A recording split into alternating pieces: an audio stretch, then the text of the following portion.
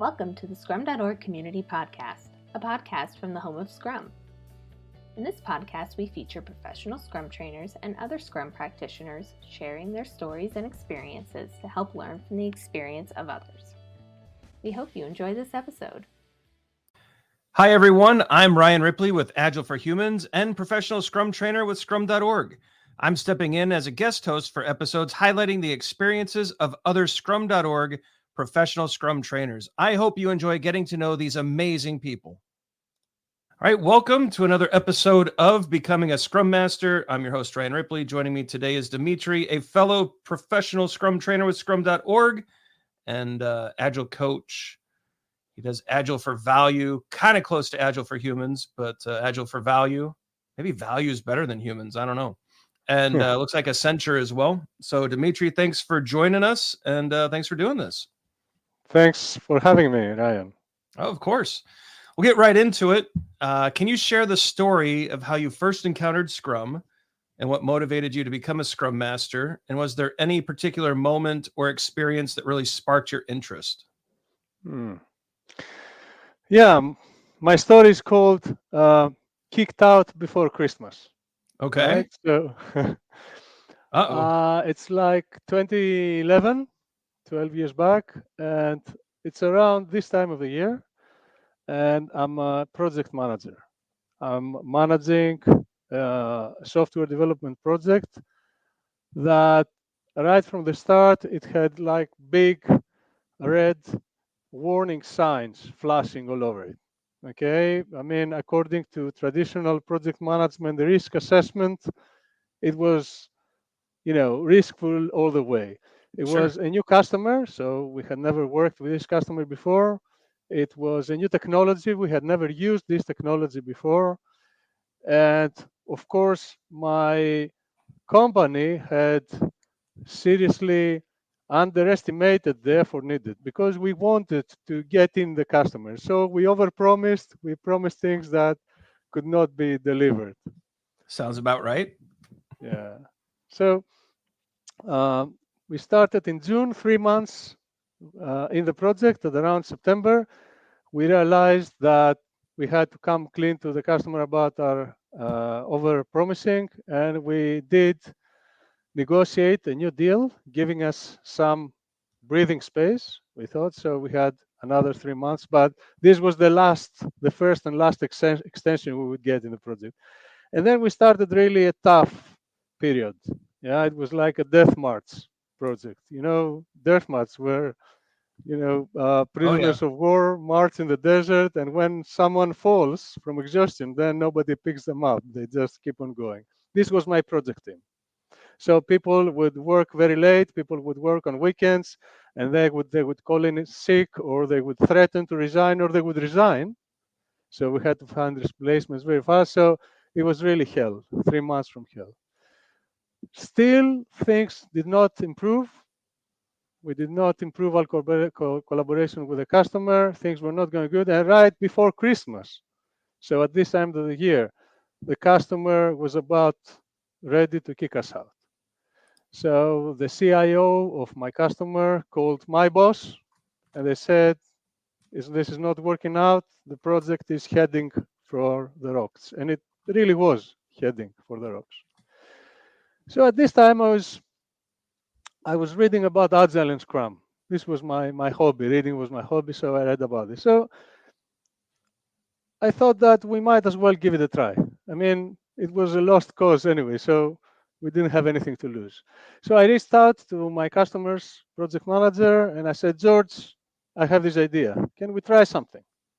He said, okay, I mean, we're going to lose our jobs anyway, so we might as well try.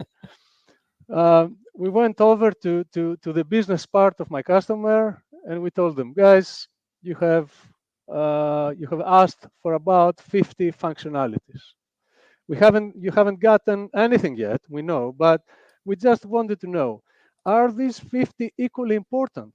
All these 50 functionalities, are they equally important? And they said, no, of course not.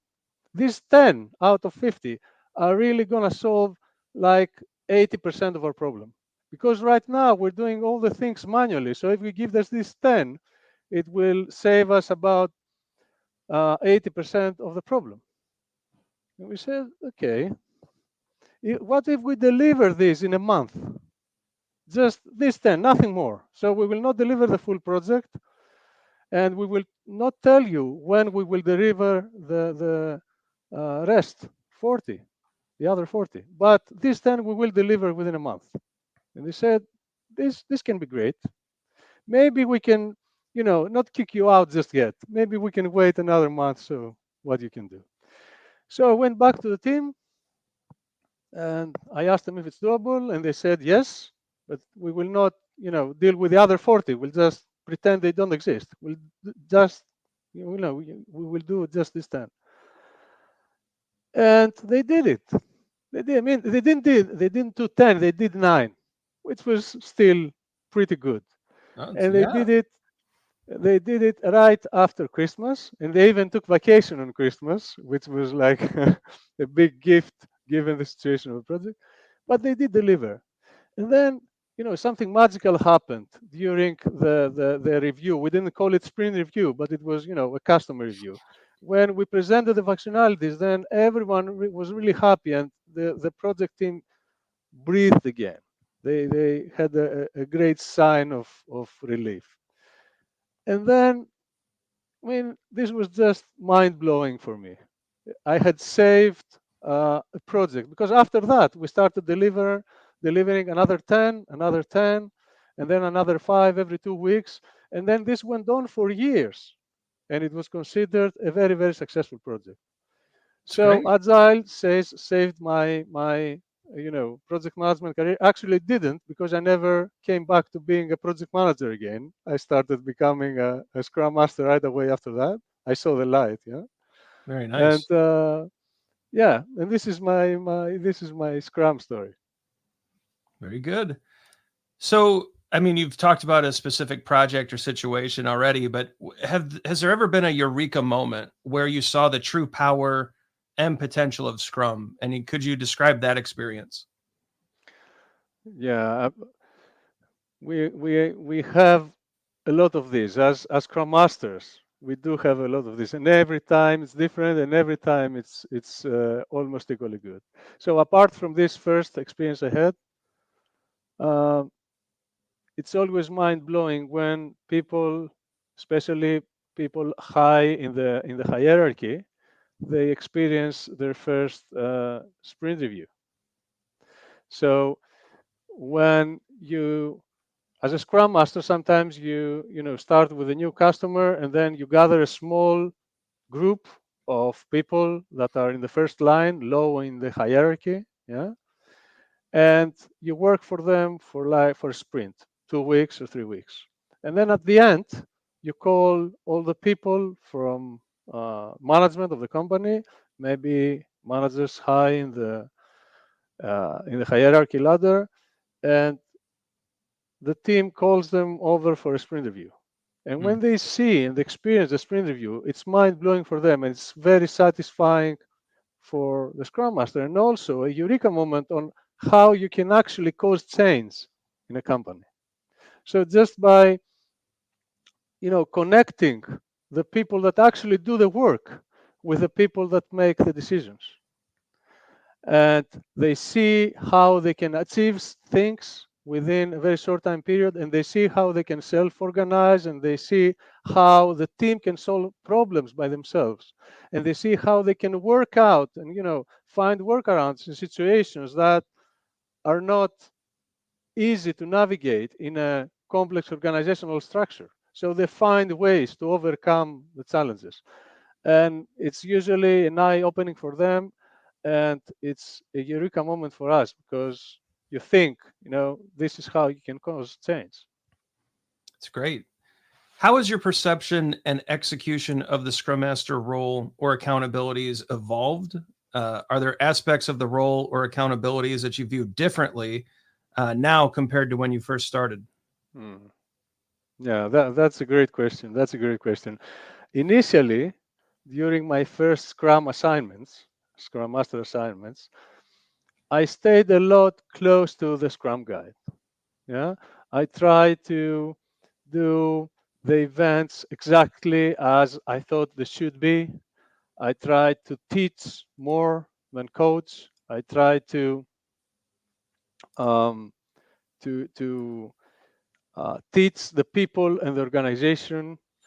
I try to show them Scrum very often. Later on, I realized that this is like the easy step, the first step.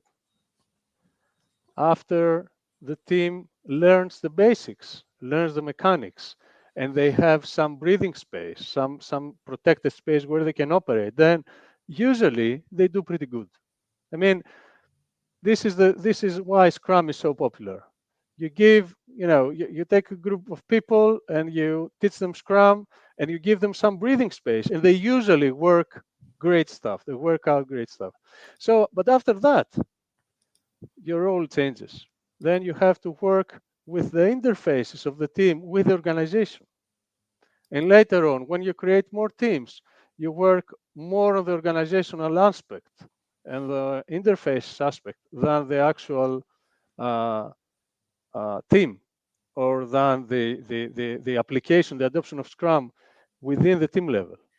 Then it gets more complex, it gets more difficult, but it also gets more impactful on the number of people you can actually, uh, the number of people that your lives you can actually influence. Yeah? Oh, that's great. So not just first the team, then the interactions of the team with the rest of the organization, and then the organization itself. So it's a different story each time, but it still continues to be the best job in the world. That's awesome. So when we think about the aspiring Scrum Master, someone who's thinking about taking on this accountability, what advice would you give them? So is there a particular mindset, skill, or habit that you believe is crucial? Experience, things like that. What would you recommend to someone who's thinking about starting the Scrum Master journey? Yeah, we've been thinking about this a lot. So at Accenture, we hire a lot of people. Our business agility practice is growing. So we're thinking about what we are looking for in a Scrum Master role, in a person applying to be a Scrum Master, or what do we post on our job postings. So I think from a skills point of view, we need people who are good with people. So we need people skills. We need people who are natural organizers, people who like to organize stuff. But most of all, we're looking for a personality trait that is called helping, like to helping others. So what we ask, even if people don't have any experience as a Scrum Master at all, what we ask is, uh, have you had any volunteering experience? So do you like helping others? Have you ever worked in a service industry where you served others? And how was that experience? And uh, we also like to focus a lot on their personal values, on people's personal values. So what do they value more in their life? And we don't ask this question, what are your personal values? We ask it in a different way. So for example, if you're